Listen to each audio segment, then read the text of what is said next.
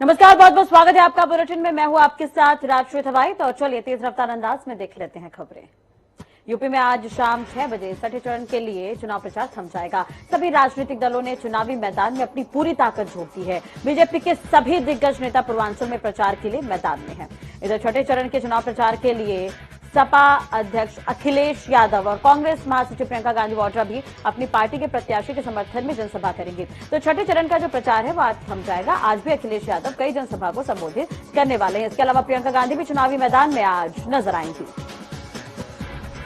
छठे चरण के मतदान के लिए चुनाव आयोग ने पूरी तैयारी कर ली है। मतदान के लिए कल पोलिंग पार्टियां रवाना होंगी। छठे चरण में 10 जिलों के 57 विधानसभा सीटों पर चुनाव होना है, जिसमें सीएम योगी आदित्यनाथ की भी सीट शामिल है। प्रधानमंत्री नरेंद्र मोदी यूपी में छठे और सातवें चरण में चुनाव प्रचार की कमान अपने हाथों में ले चुके हैं। पीएम मोदी 2 मार्च से 5 मार्च तक यूपी में अलग अलग जिलों का दौरा करेंगे। इस दौरान प्रधानमंत्री भी कई जनसभाओं को संबोधित करने वाले हैं। पीएम मोदी 7वें चरण के चुनाव प्रचार के लिए लगातार जनसभा करेंगे। पीएम 2 मार्च को सोनभद्र के रॉबर्ट्सगंज और गाजीपुर में जनसभा करेंगे। इसके बाद 3 मार्च को जौनपुर और चंदौली में पीएम की रैली होगी। फिर 4 मार्च को मिर्जापुर में एक जनसभा को प्रधानमंत्री मोदी संबोधित करेंगे। मुख्यमंत्री योगी आदित्यनाथ ने गोरखपुर में महाशिवरात्रि पर सुबह शिवजी का रुद्राभिषेक किया। सीएम योगी पूरे विधि विधान से शिवजी की आराधना करते नजर आए। उन्होंने रुद्राभिषेक करके महादेव से विश्व कल्याण की कामना की। भगवान महाकाल की नगरी उज्जैन में महाशिवरात्रि की भव्य छटा देखने को मिल रही है। सुबह 3 बजे से ही महाकाल मंदिर के पट खोल दिए गए हैं। सबसे पहले भस्म आरती हुई। बड़ी संख्या में श्रद्धालु इसमें शामिल हुए। झांसी जिले की मऊरानीपुर खदिया चौराहे से पहले पिकअप और बाइक के बीच भीषण सड़क हादसा हो गया, जिसमें बाइक पर सवार युवक की मौके पर ही मौत हो गई। जिसके बाद गुस्साए लोगों ने पिकअप चालक और साथी के साथ जमकर मारपीट की है।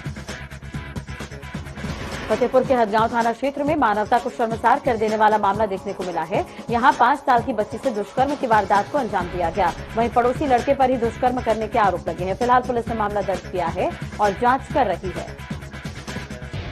आगरा में 5 साल पहले हुए हादसे में इलाज कराने में असमर्थ परिजनों ने प्रधानमंत्री से बेटी के साथ इच्छा मृत्यु की गुहार लगाई है। परिजनों का कहना है कि पैसे के अभाव के चलते वह इलाज कराने में असमर्थ है। वहीं एडीएम सिटी ने मदद का भरोसा दिलवाया है।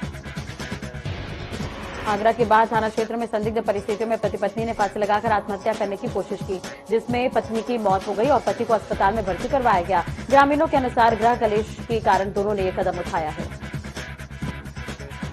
हरदोई के बेटा गोकुल थाना क्षेत्र में गन्ने की फसल को जलाने को लेकर हुए विवाद में दबंगों ने एक परिवार पर हमला बोल दिया और लाठी डंडों से पिटाई कर दी, जिससे महिला समेत 5 लोग घायल हो गए। घायलों को इलाज के लिए जिला अस्पताल में भर्ती करवाया गया।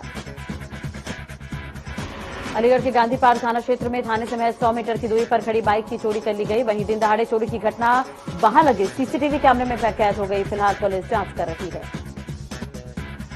लखीमपुर खीरी के फूलबेहड़ थाना क्षेत्र में धार्मिक स्थल पर अराजक तत्वों ने तोड़फोड़ की है और पौराणिक मंदिर की मूर्तियों को भी तोड़फोड़ कर नष्ट करने की कोशिश की है। वहीं जानकारी मिलते ही घटनास्थल पर भारी पुलिस बल पहुंची और मामले की जांच कर रही है। जालौन में तेज रफ्तार बस ने मोपेड सवार बुजुर्ग को जोरदार टक्कर मार दी, जिससे कि बुजुर्ग ने मौके पर ही दम तोड़ दिया। जिसके बाद आनंद फानन में राहगीरों ने पुलिस को सूचना दी और स्थानीय पुलिस मौके पर पहुंची। आगरा में डॉक्टर भीमराव अंबेडकर विश्वविद्यालय में एमबीबीएस की परीक्षाओं के वक्त नकल करते हुए पाए गए छात्रों पर कोई कार्रवाई नहीं होने के चलते एमएसयूआई के कार्यकर्ताओं ने विश्वविद्यालय में पहुंचकर जमकर हंगामा किया। यूक्रेन में फंसे भारतीय छात्रों के बीच जालौन की पहली छात्रा जालौन पहुंची। छात्रा रोमानिया बॉर्डर से हवाई यात्रा करके दिल्ली और दिल्ली से बस के माध्यम से जालौन पहुंची। परिजनों ने मिठाई खिलाकर और माला डालकर छात्रा का सुरक्षित भारत आने पर स्वागत किया। बलिया में मंत्री उपेंद्र तिवारी और बीजेपी प्रत्याशी के बड़े भाई दिनेश तिवारी पर जानलेवा हमला हुआ है। गाड़ी के अंदर बैठे मंत्री के भाई को बाहर निकालकर लाठी डंडों से पीटा गया। मारपीट में 3 लोग गंभीर रूप से घायल हो गए। बदायूं के फैजगंज बेहटा थाना क्षेत्र में एक युवक बोरवेल में दब गया, जिसके बाद सूचना पर पहुंची पुलिस युवक का रेस्क्यू करने में लगी रही, लेकिन युवक की कोई खबर नहीं मिल पाई है।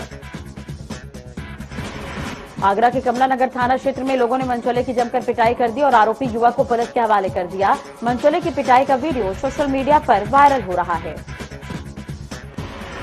फाल्गुन मास की महाशिवरात्रि के मौके पर धर्मनगरी हरिद्वार के सभी शिव मंदिरों में श्रद्धालु सुबह से ही जल अभिषेक कर रहे हैं। शिवरात्रि के पर्व को लेकर शहर से गांव तक सभी शिवालयों को भव्य रूप से सजाया गया है। शिव का ससुराल कहे जाने वाली कनखल स्थित दक्षेश्वर महादेव मंदिर पर श्रद्धालु जल अभिषेक कर रहे हैं। महाशिवरात्रि के पर्व को लेकर भक्तों में खासा उत्साह देखा जा रहा है। केदारनाथ में 6 मई को प्रातः 6:25 पर बाबा केदार के कपाट खुलेंगे। शीतकालीन गद्दी स्थल ओमकारेश्वर मंदिर ओखी मठ में तिथि की घोषित की गई। शीतकालीन गद्दी स्थल ओमकारेश्वर मंदिर से 2 मई को डोली धाम के लिए रवाना होगी। लखीमपुर खीरी में बैंक के कर्मचारियों के दबाव से किसान की हार्ट अटैक से मौत हो गई। कर्ज में डूबे किसान की हार्ट अटैक से मौत। आपको बता दें कि कर्मचारियों की ओर से कर्ज न जमा करने पर जेल भेजने की धमकी दी गई थी। चित्रकूट में पद्म विभूषण से सम्मानित जगत गुरु राम भद्राचार्य के उत्तराधिकारी जय मिश्रा पर अप्राकृतिक यौन संबंध का गंभीर आरोप लगा है। तुलसीपीठ संस्थान के छात्र ने अप्राकृतिक यौन संबंध का गंभीर आरोप लगाया है। मैनपुरी में चलती कार को कांवरियों ने निशाना बना लिया। लाठी डंडों और हाथियों से गाड़ी में तोड़फोड़ की गई। गाड़ी में बैठा ड्राइवर, महिला और बच्चे के साथ जमकर मारपीट हुई है। सूचना पर पुलिस पहुंची और मामले की जांच जारी है।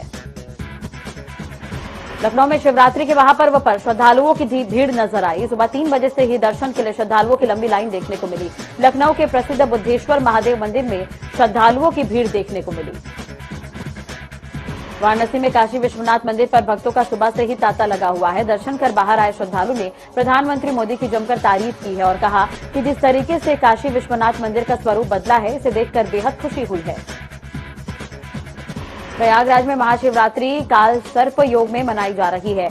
इस मौके पर संगम नगरी के शिवालयों में आस्था का सैलाब उमड़ पड़ा है। यमुना के तट पर स्थित प्राचीन और पौराणिक महाकामेश्वर मंदिर में भी मंगला आरती के बाद श्रद्धालुओं का तांता देखने को मिला। मन कामेश्वर महादेव मंदिर के महंत स्वामी धरानंद ब्रह्मचारी के मुताबिक मन कामेश्वर महादेव मंदिर सतयुग से यहाँ विद्यमान है। त्रेता युग में भगवान श्री राम ने वन जाते हुए माता जानकी के साथ यहाँ पर पूजा अर्चना और रुद्र अभिषेक किया है। बदायूं में महाशिवरात्रि पर्व पर शहर के मंदिरों में श्रद्धालुओं की भारी संख्या में भीड़ देखने को मिली। श्रद्धालुओं ने शिवलिंग पर बेल पत्ती, दूध और फूल चढ़ाकर बम बम भोले के जयकारे लगाए। सुरक्षा की दृष्टि से मंदिरों में पुलिस का पहरा लगा हुआ है। अलीगढ़ में शिवरात्रि पर्व पर दूर दराज से कावड़ लेकर आ रहे शिव भक्त अपने गंतव्य पर पहुंचकर शिव पर जल चढ़ा रहे हैं। वहीं जल चढ़ाने को लेकर रात 12 बजे से शिवालयों के बाहर लंबी कतारें लगी हुई है। लंबी कतारों में हजारों की तादाद में कावड़ियों और शिव भक्त जल चढ़ाने को लाइन में लगे हुए हैं। वहीं हजारों कावड़ियों और शिव भक्तों ने मग्न होकर जल चढ़ाते हुए भोले बाबा के जयकारे लगाते नजर आए। प्रयागराज में सपा प्रत्याशी ऋचा सिंह के खिलाफ मुकदमा दर्ज हुआ है। मतदान पर्ची के साथ फोटो लगी पर्ची बांटे जाने के आरोप में मुकदमा दर्ज हुआ है। ऋचा सिंह के साथ BLO के खिलाफ भी दर्ज हुआ मुकदमा। हमीरपुर में मानसिक रूप से परेशान अधेड़ युवक वो कुएं में कूद गया, जिसके बाद सूचना मिलते ही मौके पर पहुंचे पुलिस ने अधेड़ को कड़ी मशक्कत के बाद कुएं से बाहर निकाला। इलाज के लिए अस्पताल में भर्ती करवाया गया। बिजनौर में फंसे यूक्रेन के 2 छात्र घर वापस लौटे। छात्र पंकज सिंह यूक्रेन की यूनिवर्सिटी में MBBS की पढ़ाई कर रहा था। भारतीय दूतावास ने मदद की। वहीं यूपी सरकार ने छात्रों को सरकारी गाड़ी से गांव तक पहुंचा दिया। अलीगढ़ के अनोना हाउस में क्षेत्र में पानी की पाइपलाइन में नाली का गंदा पानी आ रहा है, जिसमें बदबू भी आती है। क्षेत्रीय लोगों का कहना है कि यह समस्या पिछले 1 साल से है। उनका कहना है कि इस संबंध में नगर निगम को कई बार अवगत करवाया गया, लेकिन कोई कार्रवाई नहीं की गई। रूस और यूक्रेन में चल रहे खतरनाक जंग का आज 6वां दिन है। इस 6 दिनों में यूक्रेन पर रूस ने रुक रुक कर कई मिसाइलें छोड़ दी हैं। इन हमलों से यूक्रेन लगभग तबाह हो गया है, लेकिन फिर भी ना तो रूस और ना ही यूक्रेन झुकने को तैयार है। रूस और यूक्रेन के बीच कल बैठक तो हुई, लेकिन किसी खास समाधान पर नहीं पहुंच पाई। लेकिन दोनों देशों के बीच दूसरे दौर की बैठक होगी, ये तय है। मिली जानकारी के अनुसार अब ये दोनों देश मीटिंग में हुई अपनी बातों को अपने अपने सलाहकार के पास ले जाएंगे और दूसरे दौर पर उन बिंदुओं पर बातचीत होगी। काउंसिल की ओर से यूक्रेन मसले पर तत्काल मीटिंग बुलाने का प्रस्ताव दिया गया था, जिसमें भारत ने तटस्थ रहने का फैसला किया। मीटिंग के पक्ष में 29 वोट पड़े, वहीं 5 खिलाफ और 13 सदस्यों ने आसपास रहने का निर्णय लिया है। यूक्रेन की राजदूत ओक्साना मार्कारोवा ने दावा किया है कि युद्ध के 5वें दिन रूस ने यूक्रेन के खिलाफ प्रतिबंधित थर्माबारिक हथियार का इस्तेमाल किया है। थर्मोबारिक हथियारों में पारंपरिक गोला बारूद का उपयोग नहीं होता है। ये एक उच्च दाब वाले विस्फोटक से भरे होते हैं। दोनों देशों के बीच चल रहे वार में अब मदद के लिए कनाडा आगे आया है। कनाडा यूक्रेन को एंटी टैंक हथियार सप्लाई करेगा। इसके साथ साथ रूसी ऑयल का आयात रोकने का भी फैसला हुआ है। रूस और यूक्रेन के बीच भीषण जंग जारी है, छठे दिन भी जारी है और ये युद्ध। और इस बीच यूक्रेन में फंसे भारतीयों को वापस लाने के लिए लगातार ऑपरेशन गंगा चलाया जा रहा है। मंगलवार सुबह एयर इंडिया की 7वीं फ्लाइट 182 भारतीय नागरिकों को लेकर रोमानिया बकारेस्ट से मुंबई पहुंची है।